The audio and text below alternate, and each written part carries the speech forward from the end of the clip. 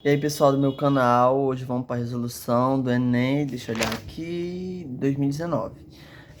Eu vou falar para vocês algumas questões que eu errei e explicar as que eu errei para vocês, né? Em química, eu sou muito ruim em química e sobre isso, e eu comecei a estudar com 3 meses, então comecei a estudar por provas antigas e é um método muito louco que eu criei. E eu errei uma questão, mas as de teoria, geralmente, eu procuro acertar em química ou entender.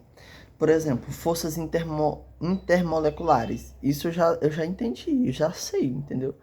Eu sei que a gente tem as forças polares e a gente tem polar e apolar, né?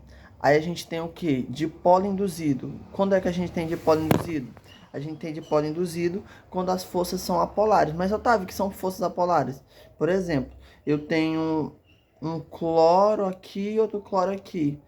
E eles têm a mesma eletronegatividade. Então a pontinha vai para como se tivesse uma setinha, ainda a força fosse para cá e fosse para cá e ficasse nula, entendeu? E aí a gente chama de dipolo induzido, que acontece com essas forças apolares. Dipolo induzido acontece com forças apolares. Dipolo de dipolo acontece com as forças moleculares polares. O que são as forças moleculares polares? São quando tu tem uma atração, entendeu?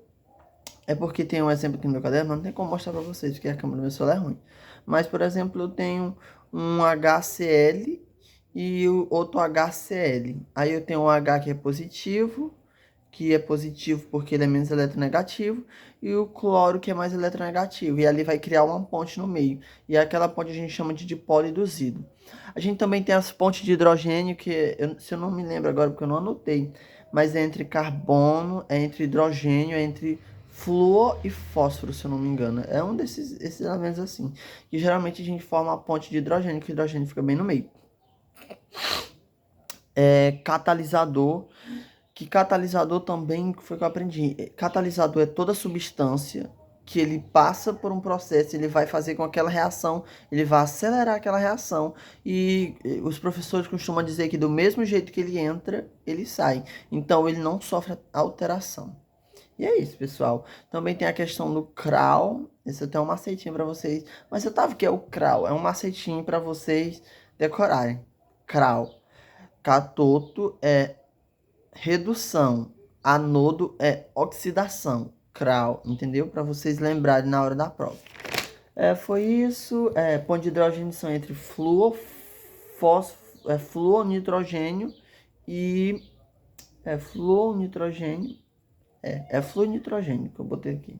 Acho que fósforo também. A gente também tem a questão do que? Das forças, já te falei. Gente, tinha uma questão muito fácil que eu errei em física. Que tem a ver com daquele homem, entendeu? Que era só tu fazer. Eu me esqueci o nomezinho lá. Nepal, uma coisa assim o nome dele. Que era só tu ter feito isso, ó. Ó, está vendo isso? Qual deles? Ó. E aí precisava fazer quantos? Aí aqui ele dava na questão, ele dava o xenônio, que fazia 6 ligações, 8 ligações, né? E ele só precisava fazer 2, o xenônio, para ficar 10, que ele tinha que ficar 10, ele tinha que ficar eletronegativo, enquanto o flúor precisava fazer só uma.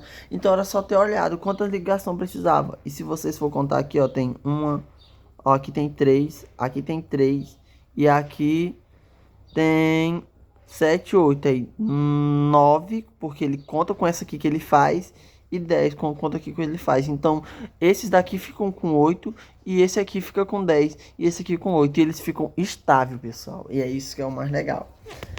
Deixa eu ver.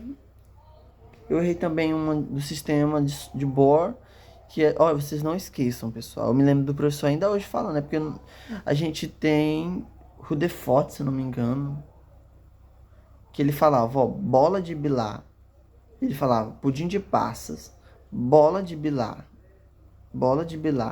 Porque a bola de bilar, se eu não me engano, é de Rutherford, que ele dizia que os átomos eram maciços, entendeu? Tudo condensado. Deixa eu olhar bem aqui, já que eu volto. Já vai, pessoal, vou olhar aqui. Cada um de nós compõe a sua história, e cada ser humano carrega o dom de ser capaz. Não, gente, a gente tem, eu sempre me esqueço o nome, é o Dalton, que é a bola de Bilar. Você sempre lembra, Dalton, bola de Bilar. Aí a gente tem o Tormerson, que é o pudim de passas, que é como se tivesse as passas aqui, entendeu? Ó, fizesse meio que assim, já não era tão maciço, ele já era divisível, entendeu? Já o de Dalton, ele dizia não, que era maciço, que era como se fosse uma bola de bilhar. A o de Thompson, ele dizia que era como se fosse um pudim de passas, né?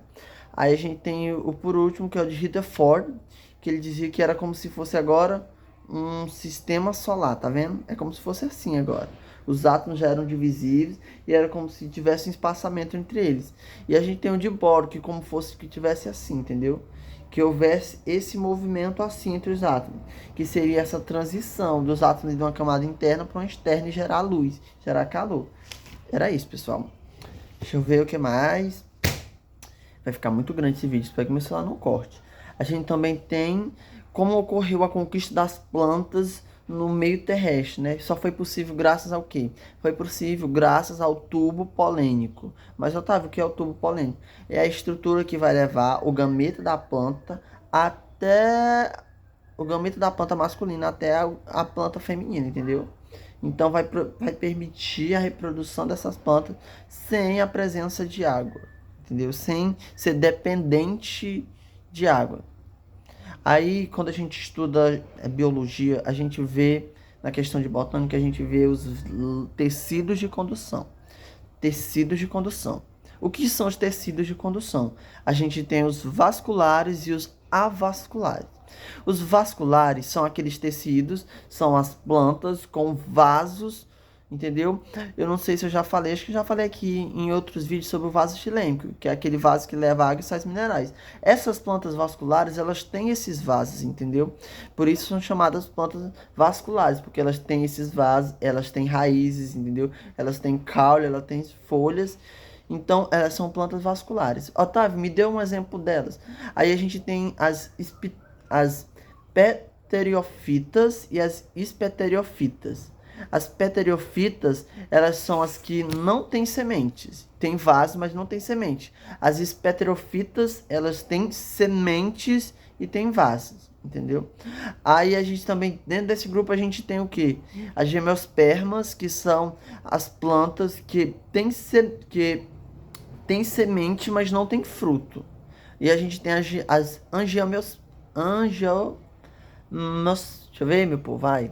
Angiospermas. Elas têm fruto e semente, enquanto as gimnospermas não têm frutos, né? Elas não têm fruto.